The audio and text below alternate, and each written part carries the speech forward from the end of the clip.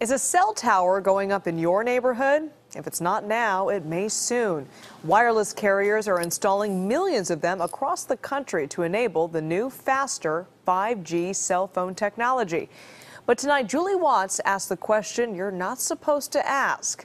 Are there legitimate health concerns? It's keeping John Heestand up at night. This new pole outside his bedroom window where Verizon will soon install a next-generation cell tower, just feet from a school. This would be a big tower pushing out radiation outside of our bedroom window, 24 hours a day, 7 days a week for many years. It's called a small cell or distributed antenna system, similar to this one in San Francisco. The industry says they're safe. Many in Piedmont aren't convinced. Our daughter is a cancer survivor. 13-year-old Sophia has been one of many petitioning the city council to deny this cell tower and others. I'm also a brain cancer survivor, and I am against the cell towers. I mostly talked about my cancer and how it affected me. But according to federal law, the city simply can't consider health concerns. It's outlined in this small section of the Telecommunications Act, based on science from 1996. To turn your phone on or off. Back when this was the height of technology. But if cities do consider health, the cell companies can sue. So with few legal arguments to deny a cell tower, they're popping up outside bedroom windows and school campuses, despite objections from across the country. 5G can be a tremendous boom to California, but only if it can be put up quickly and easily. Hayward Assemblymember Bill Quark co-authored legislation that would make it even harder for cities like Piedmont to object to a tower. You wouldn't have to go through the Planning Commission, through the City Council. The former NASA scientist says he may resurrect the bill recently vetoed by the governor. I know scientifically that putting up these cell phone towers is safe. But the International Association of Firefighters disagrees. They began opposing cell towers on fire stations after firefighters complained of health problems. These firefighters developed symptoms. Dr. Gunnar Heuser conducted a pilot study on firefighters at a station with cell towers. And the symptoms included problem with memory, problem with intermittent confusion, problem with weakness. Heuser says their brain scans suggest even low-level RF can cause cell damage, and he worries about more vulnerable groups like kids. So we found abnormal brain function in all of the firefighters we examined. So, following lobbying by firefighters, Quark and his co-author exempted fire stations from their bill, making them one place cell companies couldn't put a tower. This is the first piece of legislation that I think anyone's aware of where somebody got an exemption because they were concerned about health. Did they tell you at all about the study? All I know is that when the firefighters ask, I do what they ask me to do. Because they're strong lobbyists? Yes. So if, say, school teachers and parents had a strong lobby and they asked you to pass something that would prevent these from going up in your schools, would you do that? If I couldn't get the votes any other way.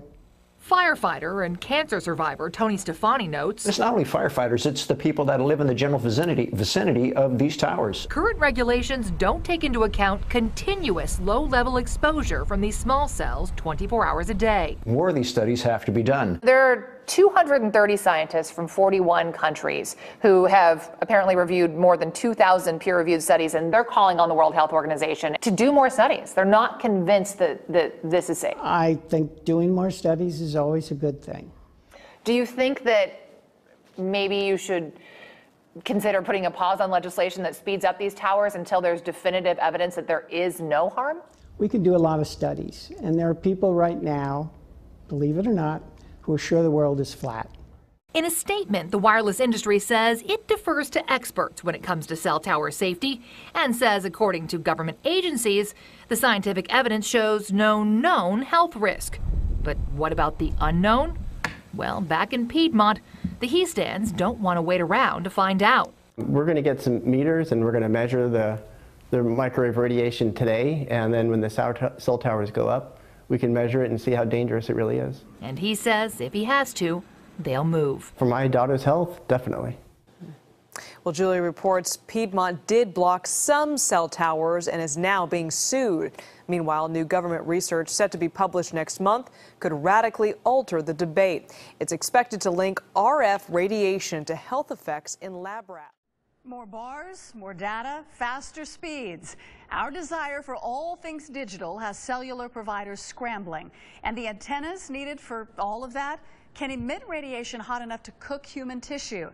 But no one's warning us about the invisible danger. CBS 46's Jennifer Emmert investigates. Our cell phones keep us connected to anyone, anywhere. What we hate is having that call cut short. Can you hear me now? Cellular providers promise us bigger, better networks. Well, these fans have a network strong enough for them to tweet, post, and upload. They deliver by adding antennas to billboards, commercial and residential rooftops, and parking garages, closer and closer to us. We're 300, 350%, 400%. When you're over 100, people get injured. RF energy coming from antennas can cook the body, much like being inside a microwave oven. You're going to heat up without doing any physical activity. Our brains are very sensitive to RF radiation, and it can cause memory loss, mood disorders. More than 1 in 10 rooftop sites nationwide are in violation of federal safety rules, leaving painters, roofers, maintenance workers, and anyone who accidentally walks by with no idea how to control their exposure. I'm going on a rooftop to service a piece of equipment. I'm going on a rooftop to do a visual inspection of something. Well, nobody's notified. San Diego radio frequency expert Drew Fountain and Phoenix's Marvin Wessel are dedicated to exposing RF industry hazards across the country. The radio frequency radiation is invisible, tasteless, and odorless. Fountain flew to Atlanta to help CBS 46 analyze the invisible rooftop threats we uncovered. The danger zone of this newer rooftop antenna extends 25 feet. Well, we were out 18 feet, and we were too close. According to law, the signs and locks on this door to the rooftop don't go far enough and likely wouldn't keep anyone from walking into the antenna's footprint. Signs are important, but to be used as the first and last line of defense to protect workers from RF exposure is not effective, and it's not working. While rooftops may be an occupational risk, we found 2 sites in Midtown parking garages anyone could access. At the first, it only takes a chair to expose us. We all got 5 bars coming through our heads. And at the second, you can actually reach over and touch the antennas. We were having 500, 600, 700% readings a minute ago. But an even bigger worry, antennas workers never see. These men have no idea there's a stealth antenna inside the base of the steeple next to them. In Candler Park, the Emforth United Methodist Church will have 3 antennas placed inside its steeple next spring. You don't necessarily know if you're working in close proximity to some of this equipment. The law requires anyone with access to a rooftop to be fully aware of the danger so they can protect themselves. In fact, our investigation found there's little policing by the FCC. I have never run into an FCC enforcement person doing an assessment on a rooftop. In 18 years, just one cellular company, Metro PCS, has been fined. The FCC admits 2 Verizon sites broke the rules, but they dropped their investigation. That's the key, is protecting the workers. Fountain's business, called RF Check, is attempting to map the invisible footprints of the nation's antennas to show where it's safe and not safe to work. We want workers going home to their families in the same condition or better than they were when they got here. RF radiation will only get worse as 4G LTE expands. Marvin Wessel tells us some locations will soon exceed 1,000 times the occupational safety limits. Cellular providers here in Atlanta tell us they take RF safety concerns very seriously, although they weren't serious enough to take our cameras out to show you. So you want to know how many cellular antennas are close to your home? We put together an interactive map. It's on our website. Jennifer Emmert, CBS 46 News. Our investigation also reveals there's big money to be made by leasing rooftop space to cell phone companies. An average lease nets a building owner $23,000 a year per antenna, and the more desirable a location, the higher the price. In the meantime, cell towers in an area filled with active kids have some parents worried about radiation levels. 10 News reporter Craig Herrera went digging for answers about some dire warnings in plain view. These 2 new cell towers at Doyle Park and UTC have people talking. Just look at the signs posted on the poles. It's the reason concerned parents contacted 10 News. They read, "Caution, radio frequency fields near some antennas may exceed FCC rules for human exposure." I just don't think this kind of stuff should be around school and park where the kids are around. But they are. These towers are near a busy playground and these fields loaded with kids in after-school activities. Some are right next to bleachers where people can sit and watch a game, and Doyle Elementary School is right next door to the park as well. I don't want to be around places like that. I bring them somewhere that they can have fresh air and feel healthy, you know. But not all parents are worried about them. I think you'd have to be pretty close to those things or play around them or up on them in order for the radiation levels to be harmful in any way. 10 News spoke on the phone with some experts who say the signs are usually placed there to protect the people who climb the poles for maintenance. And according to the American Cancer Society, at ground level near typical cellular base stations, the amount of radio frequency energy is thousands of times less than the limits for safe exposure set by the FCC. It is very unlikely that a person could be exposed to RF levels in excess of those limits just by being near a cell tower. I don't know if anything like that would be safe, you know, but Dad, I'm gonna take a ride. I just don't think they should be around children. At UTC, Craig Herrera, 10 News. We called the City Planning Division to ask about a study done in the area, but our calls have not been returned. This is one woman's experience of living on the top floor under cell antennas for 2 months. It started with my daughter. She initially got a rash on her leg that was sort of unexplainable, and when she was trying to explain to me what it felt like, she kept saying it was kind of funny because it wasn't hurting inside or on the skin. She said it was hurting in the skin. And then a few days later she got another rash on her arm, and then another small kind of stranger rash, and it was the same thing. And then one day in the kitchen she was holding something and she dropped it because she said it felt like the blood in her hand went cold and in a wave along her hand to her fingertips, and then her hand stayed numb for about 15 minutes. Some more of the symptoms include a sort of hissing in my ear, in particular when I'm in my apartment, but for about 3 days, anywhere I went, it would just sort of come in. I kind of felt like an antenna, and I'd sort of kind of go like, trying to find the place where the hissing or the buzzing stopped. I've not slept in my apartment since last Saturday, so a week ago now, and the buzzing went away after about 3 days, and also the feeling of tingling all over my body slowly started to go away. But I have noticed that whenever I'm in other buildings now or anywhere close to, I don't even know what, because I was never sensitive before. I'm no Luddite. I have computers. I have all the stuff that most of us have, and I've never been sensitive at all. But now wherever I go, I'm feeling the same as I felt in my apartment, feeling dizzy and nauseous and a sort of a metallic taste in my mouth, headache and pressure on my head, and just feeling like I want to sort of faint or throw up. And that's wherever I go now. So I found myself becoming increasingly sensitive to my own computer and my own cell phone in ways that I never was before.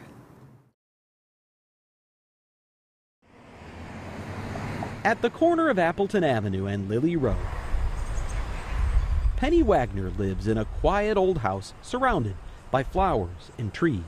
A touch of nature feeds the human spirit. A steel tower does not. Across the street, a vacant lot where U.S. Cellular recently applied to build a 120-foot tower. It doesn't belong in a residential neighborhood. Menominee Falls already has 11 other cellular towers, but this was to be the first on land zoned for single-family housing. And the moment Wagner heard about the plan, she launched a campaign to stop it. No one wants a cell tower in their backyard.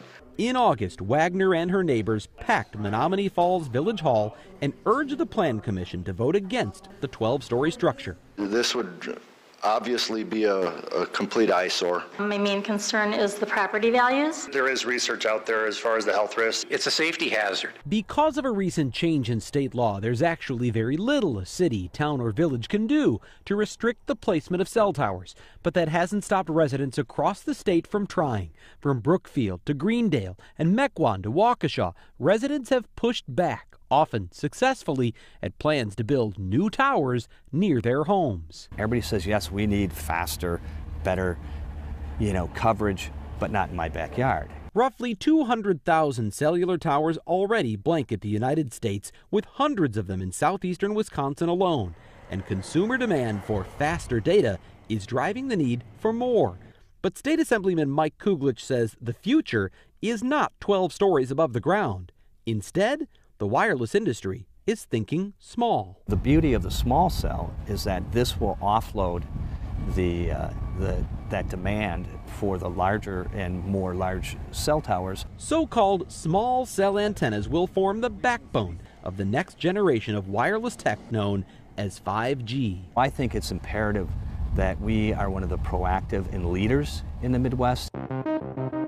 Much like 2G brought us text messaging, 3G made it possible to surf the internet from our phones, and 4G gave us streaming video, 5G promises to up the ante again by connecting our ever-growing assortment of wireless devices at speeds so fast you could download a high-definition movie in a matter of seconds. One day, it could even support self-driving cars. But to make 5G work, the wireless industry will need to build an entirely new network of antennas, unlike anything we've seen before. The question isn't if this comes, it's when. Instead of skyscraping towers that cover vast swaths of territory, 5G will rely on clusters of small antennas attached to utility poles, street lights, and traffic signals, and wireless companies are already preparing to deploy hundreds of them in the city of Milwaukee. What do we got to do to make this happen? But even these small antennas face big hurdles. I don't think municipalities are standing in the way of this. Earlier this year, the Wisconsin State Assembly passed a bill that would pave the way for small cells by strictly limiting what cities, towns, and villages can charge to place antennas on public poles. In other words, the bill would save the wireless industry millions of dollars. It certainly reduces their costs. And Brenda Wood says taxpayers would pay the price. It basically negates contracts that we negotiated in good faith. She's a lobbyist for the city of Milwaukee, which is currently charging wireless companies more than $1,800 per pole per year to rent space in the public right-of-way. The small cell bill would cap that fee at $100, a 95% reduction. The fees specified in the bill simply aren't enough to... Milwaukee Public Works Director Karen Detmer says it costs them far more than $100 to scout out small cell locations and ensure they are safe. Taxpayers will be subsidizing construction of the network for these for-profit wireless providers. We should allow innovation, emerging technologies to prosper in the state. The nationwide rollout of 5G is expected to begin in the next few years. But while small cell antennas may reduce the need for more new, large towers, Kuglich says it will not eliminate them. So his bill gives some control back to municipalities over where the big ones can go by requiring that large towers be set back from the edge of a property at least as far as the height of the tower itself. If it fell, it would fall right into his house. Back in Penny Wagner's neighborhood, that would be a deal breaker. In other words, if a wireless company wanted to build a 120-foot tall tower on this property, they would have to place it